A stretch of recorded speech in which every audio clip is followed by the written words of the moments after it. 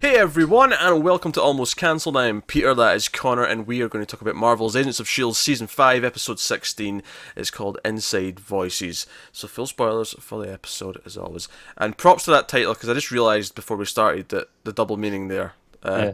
Now the funny thing is, though, is when I read the title after, because I don't usually know them before I watch it, because it's not like, for some reason, at some point along the way, network TV stopped putting the titles at the start of the credits after the opening logo. It's been a long time since that. Oh, it's been like 20 years, but that used to be a thing. It used to be a thing where after the opening title music, you'd get the first thing before all the guest stars would be the title of the episode. And but for every reason, they don't do that anymore. But when I read it, I'm like, my mind went straight to Absorbing Man and his like, inside voices, and then it just clicked a second later. I'm like, oh wait, there was a joke about inside voices with volumes. Oh, yeah. Very good, double meaning. Yeah. Oh, they're on the ball, the writers of this show. They know what they're doing. Yeah. They like having fun with the titling. Also, you know how we keep saying this is like a greatest hit season and they're bringing back things from previous years? Did you ever expect to see Ian Quinn again? No. I mean, That was a surprise. they actually mentioned him at one point. I'm like, oh, okay, fair enough. And also Reyna, who, I didn't remember her name. I remembered, the girl in the flower dress, because that's what she was for a long time back when she was on the show. Before we found out who she was, and she wanted to be an Inhuman, or she was an Inhuman, but she wanted to unlock her powers. Yeah, before the Inhuman stuff, she was, the clairvoyant was her whole thing. Yeah, because it got to this is the post scene at the end here, just to sort of go straight to that. But this is the first thing I want to talk about is you see her and him. It comes up saying 4 years ago before you see them inside the truck, and I was like, 4 years ago. All right, so we're back in like season 1, maybe 2. That push, depending. Yeah, late season 1, right? Yeah, and I'm like, oh, who are we going to see here? And it was like them. I was like, oh shit, they got because Ruth Negga. This is the first thing I ever saw her in. But since then, and now she's you been see on, her all over. She's been in like movies. She's also in Preacher. She's got a bit of a career now, and it's just kind of fun. Oh, they got her back for an episode. This is fun. I like this. Yeah. I was like, okay, yeah, way to really reinforce the whole final season feeling. Because obviously Quinn, I think one of the weird, not criticisms per se, I don't think anyone was hankering for him back, because he was kind of one of those season 1 characters, so it wasn't that exciting. Yeah. But it was kind of left unaddressed for a long time. It was like, whatever happened to him? So I was like, oh, here we go. And in a minute, here's the resolution to where he is. Because at one point in the episode, Absorbing Man's like, oh, they're arguing. And obviously one of them's the Doctor dude from way back in like episode 4 or whatever it was of season 1, when we first got the Gravitonium. And I was like, but who's the other voice? Who's this other voice? Or maybe voices, maybe more than 2, but sure enough, this at least gives us who one of them is, if it is just the 2 of them, if not more. So yeah, because obviously Raina actually got some closure. Like that story went on for quite a while with all yeah, the we didn't actually have to see more of her, but it's actually just a nice little touch that she was the one who kind of did this. And I think it's sorry, she was really important in the first season. Like she was a really large part of the show. Yeah. Because she was all the way up until the end of the Inhuman stuff. Yeah, well, not end, but quite late into it. Yeah, well into it though. So because the first thought I had when I saw her was Hedgehog, because she had a hedgehog look when she transformed. Pretty stupid. So Absorbing Man, they basically test the Gravitonium with him, because he's like, okay, you're going to touch something new, and he's like, okay, he's going to touch the Gravitonium, and he's like, it's alive, like, whoever it's absorbed, just no pun intended with him being the Absorbing Man, but whoever the Gravitonium is absorbed is kind of in there, or they're part of the hive mind, or however it works. Like, who knows at this point, really? But so I'm that's sure going we'll on. go into it. And that part of the episode is that he's having this, and obviously I'd forgotten he was actually he knew about Talbot, and he was close to him, because when he goes to beat up Coulson, because the voices in his head are telling him to kill Coulson because they hate Coulson. And to be fair, the 2 people that have absorbed them, or the Gravitonium absorbed, sense. hate Coulson. So this is all tracking. So he goes to him, and Coulson's like, no, she's not helping Ray. And I'm just noticing your Twitter's like off. Oh no, it's not. My monitor was just off monitor. Never mind. Ignore me. I'm looking at it. I'm like, what are you on about? I had it going between 2 monitors, and I couldn't see the rest of it. I thought your Twitter was just like going off the screen. Doesn't matter. It's fine. Anyway, so Coulson's like, no, she hasn't helped Talbot. She's like broke him, and she's had him captured here for like 6 months. And he's like, what? So they go and get Talbot, and they have a bit of a jailbreak, and eventually everyone finds out. Ruby goes after them, all the rest of it. Talbot's very much out of it. No time for the blonde jokes. That did crack me up. The part that cracked me up, though, was Talbot. As Coulson was dragging him away, he's like, but I've got many of them! Well, Zany Talbot's a lot of fun, isn't it? He's pretty good. He's pretty good. And they actually eventually get out because they're getting chased in. I actually thought Absorbing Man was dead by the end of this episode. I was thinking, oh, Ruby's going to kill him. And she goes to do it. He seems to survive though because he transforms into wood, and then it kind of just he takes the blade in his chest, but just goes thunk. But he's fine. Yeah. So, but that seems to convince her mother that she's she's ready to go out and be the destroyer of worlds. We'll see how that goes. But they get out because they use the teleportation tech, which this confirms it is full on teleportation. It's not just a communicator. And Cole says, "Oh, if I just don't," and I love how much he knows about this. He's like, "If I don't just adjust the altitude, we should be on Earth still." Like, oh yeah, that seems like and even Talbot's like 70% of the Earth's water, Cole, so you have to be specific about this. Yeah, I mean, there's a reasonable logic. It's like, well, I mean, we're not going up or down, just across. Just, Yeah, but if you can still go too far and be in space, though.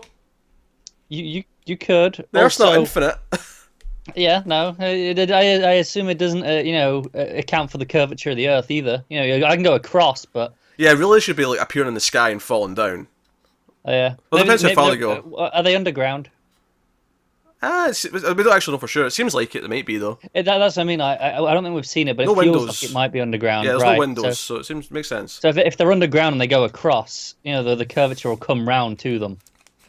It depends how far they go. I suppose if they only go like a mile, there won't be that much curvature. Like it'd be kind of funny actually if they went just enough distance that they're just like a foot off the ground and then just fall. Yeah, it would, wouldn't it? I don't know how far you have to go before you have to account for it. I know snipers over a certain distance have to account for it when they're aiming, but I mean, which is insane. You have to account for the curvature there. You have to account for the drop off. Yeah, but yeah, so they escaped. That was the whole thing. There was some nice moments in there. That was mostly like it was fun stuff, but it was mostly the plot setup. I think the more interesting and fascinating stuff to talk about though is back at the base. Oh yeah, Simmons going on a mad one. Because I am loving they're going neck deep into this. We're invincible because we know we're going to survive, and we're going to try and change it. But for now, we're good. And so obviously, so Sky's in charge, and there's a running joke with Deke. He's like, she's been a bit of a hard ass since she took over, and both Fitz and Simmons are like, yeah, we noticed. Which by the way, I loved at the start. Fitz. Even though they look exactly alike, because he's got the same, sort of stubble on his face, and they're very similar looking. He's like, I don't see it. We're not the same. He's like, well, clearly my mother found a real man then, which is a really weird thing for a son to say about his mother and father. It is, isn't it? But so they go off. Sky goes off to get Robin, and takes May with and Deke as well for some reason. I guess because he's had experience analysing her drawings before. I'm going to assume that's maybe why. Just in case, I guess. Keep him on a leash. He's a danger. It was, to be fair, not everyone knows who he is yet in terms of the relations. Obviously, Yo-Yo finds out in this episode, but that's about it. And it actually also has a bit of a funny reaction where it's like, Deke, I'm sorry. Yeah, I'm sorry. It was this. That's it. And Fitz goes, "Thank you."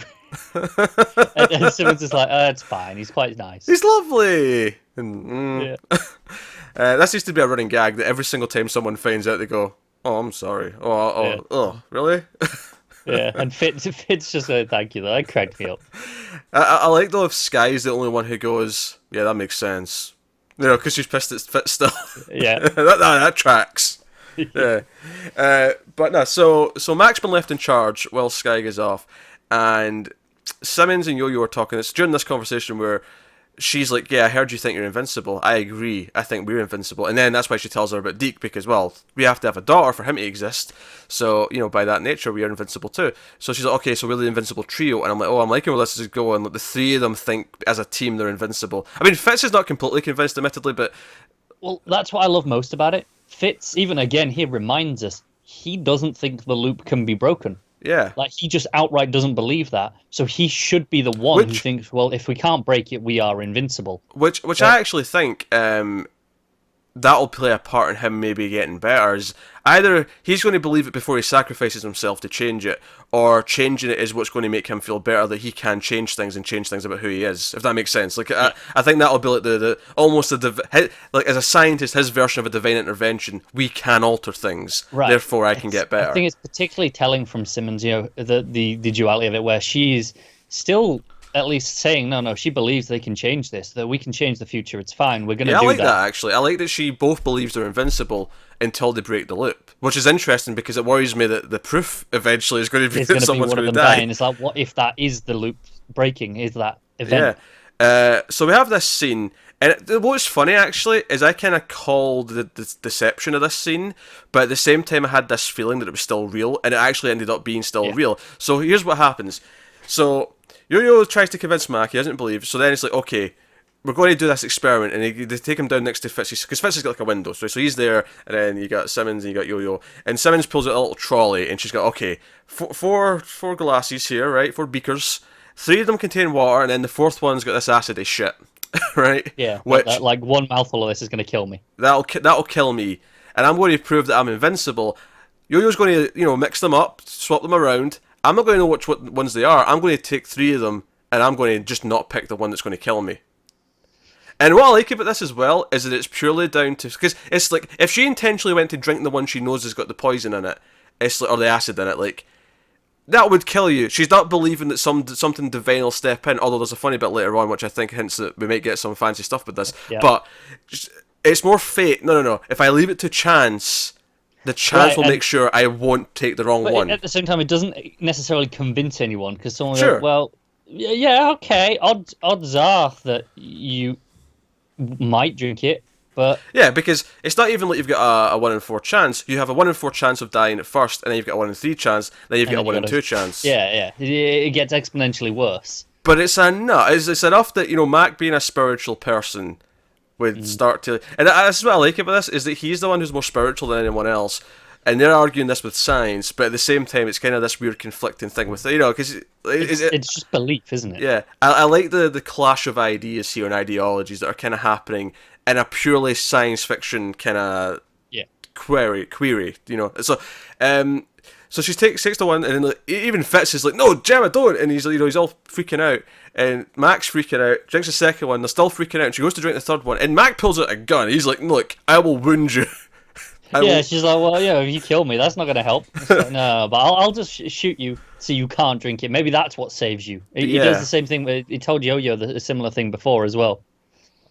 Yeah, and the funny thing is even if she takes the third one and she starts reacting, she starts goes down the floor. She's like, and everyone's freaking out. Fitz is like, "Oh, you need to do this to counteract the thing."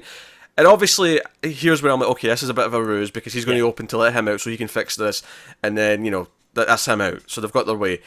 But part of me was thinking, well, even if this is real, though, that actually adds an interesting thing to the whole meta. It's like, okay, so you're not invincible, therefore, is it broken? Can we then theorize that? There was things to do with it if she did get sick. Here's the thing: even if it was actually the acid, but Fitz gets the thing that saves her. Yeah. Was this always just going to happen? Because all right, Fitz is out and saves her, so she didn't die, so she's still invincible. Even Mac kind of uses that argument earlier on because Yo-Yo's like, "Hey, I know I'm invincible," and she's like, "Well, did you ever think that maybe the reason why you're alive in the future is because I do protect you?" Yeah, exactly. So it's like that's the same logic he uses by, well, I can shoot you now, Simmons, and you'll take a gunshot, but you won't die from drinking acid. Yeah, so.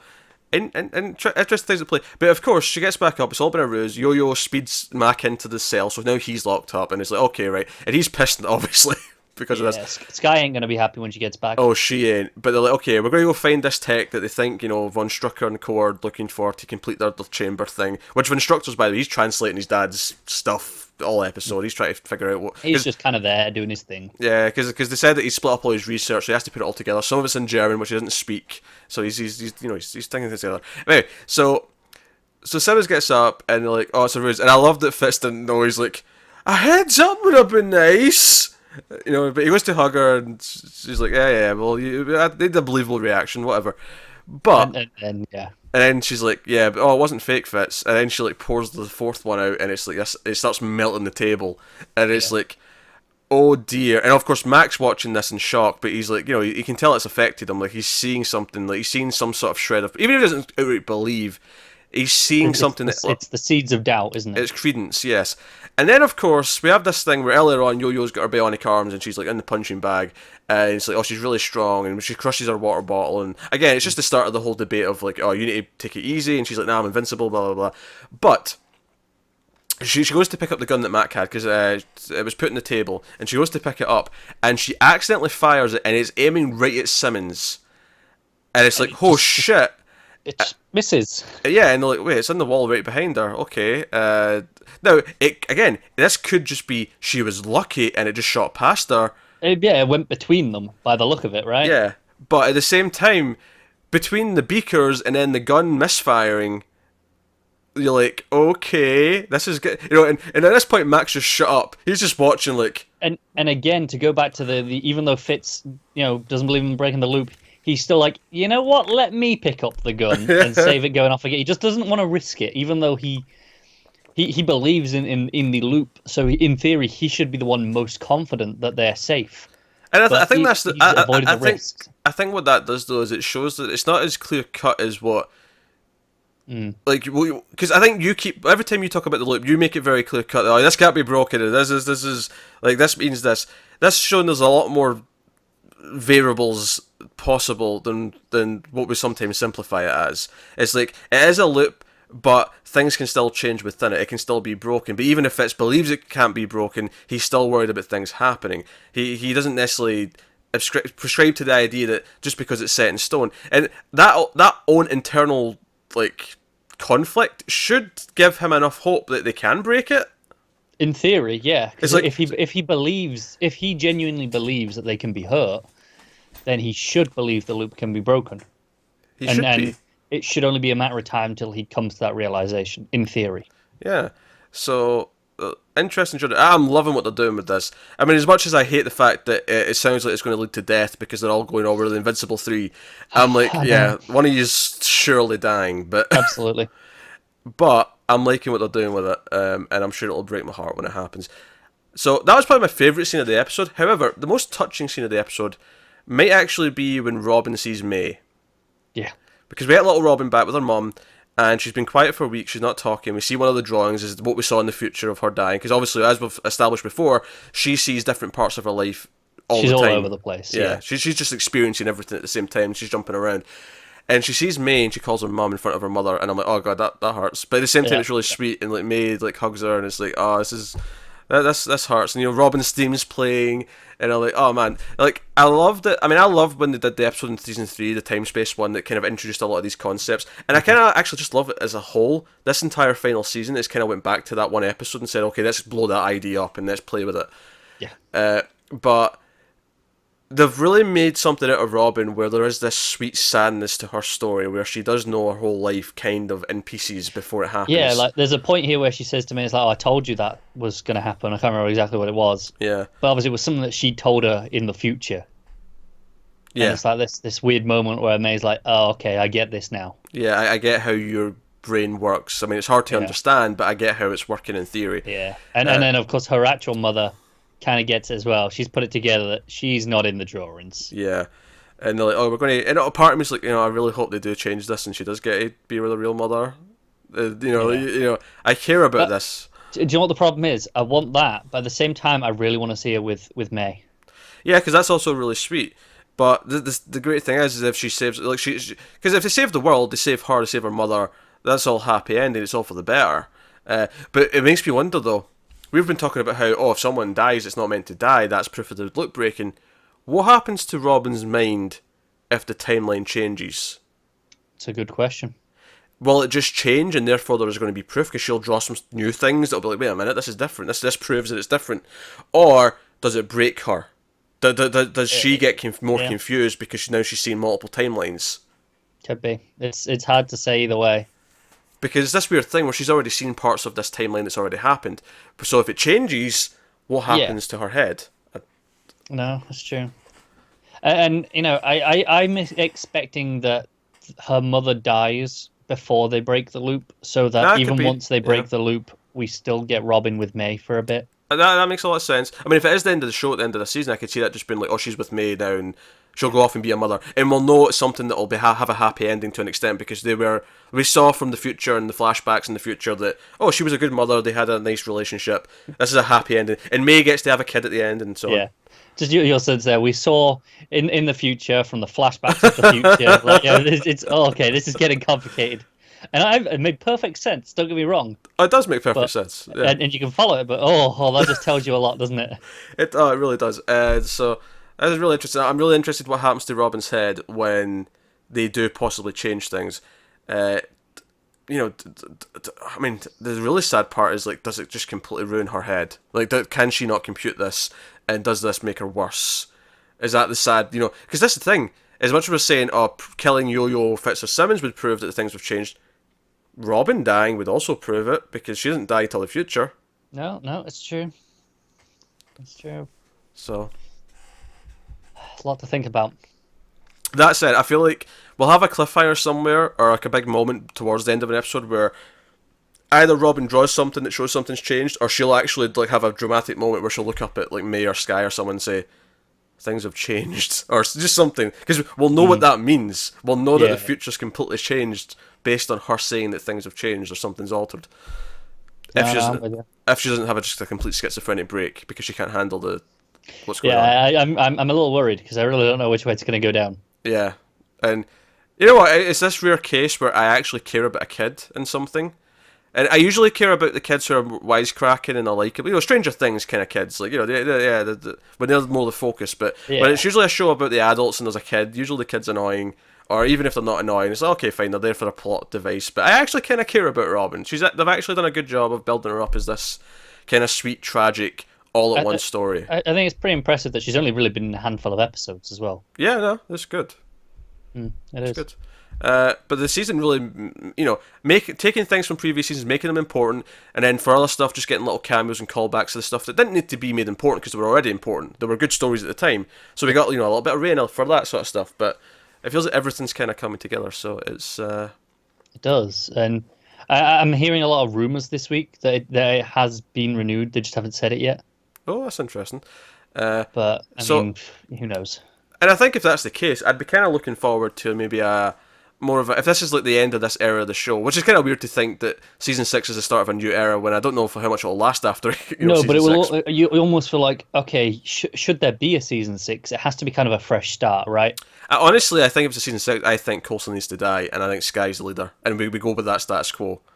I agree with that. I think that's the case. I think May retires and goes with Robin either way. Yeah, the old guard kind of stands, and I like these characters, but this would be fitting ends for their stories. It is, and obviously this show's always done a good job bringing in fresh blood for the team and expanding outwards. Have Sky be the leader if we can get Mac and Bobby, Hunter and Bobby.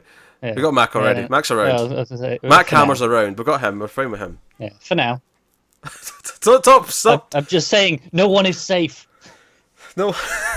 Do you know what I love though? I feel like every season I'm worried about at least one of them dying, and it's not happened, and it's just a sign to me that they know how to tease me, they know how to make me care, and they know how to present the threat. Yeah, we've had a few deaths here or there over the years, but not. I'm always worried, and it never feels cheap when certain ones don't.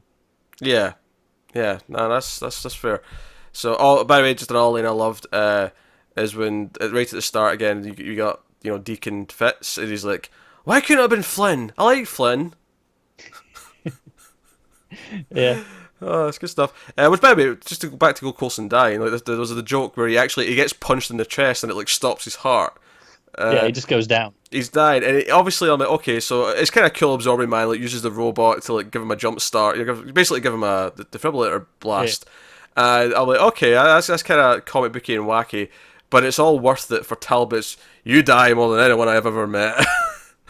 There's the scene as well that they talk about, can you take us to a beach? And Coulson's like, I'm kind of over the beaches stuff. I liked it because he's like, okay, who do I have to fight for bringing me back? And then it was shrugged off like it was nothing. I'm like, no, any other story, like someone dying and just being brought back, last second like that is like a big deal. Whatever. I will criticize one thing though. So they basically get a sense of where Coulson and, what's his face, go.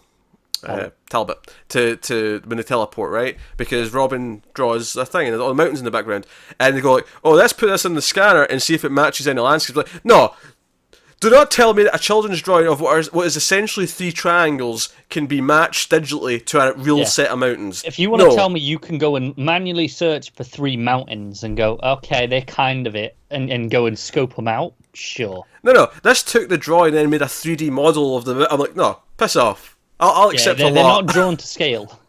Exactly. They're not trying to scale. I just like I'll accept a whole lot in my dumb comic book shows. Not that this is a dumb show, I don't think, but this was just like, okay, this feels a bit silly. This feels like silly tech that just isn't possible. But hey ho. Yeah. Minor complaint, minor thing in the grand scheme of things, but Still, pretty good episode overall. oh yeah, it was a great episode. I think Again, I think what's impressive to me about this one is that it's actually a low key episode that's really just setting things up, but it still hit me with all these great moments. The emotional stuff with Robin, the fantastic sci-fi idea stuff with trying to break the loop in a Invincible, all great stuff.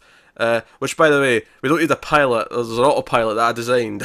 Like, I feel like that was just a neat way of saying, okay, yeah, we wrote them into this situation where they have to fly off their own, but none of them technically can fly the ship. Oh well, autopilot's fine. that'll do. Yeah. Yeah.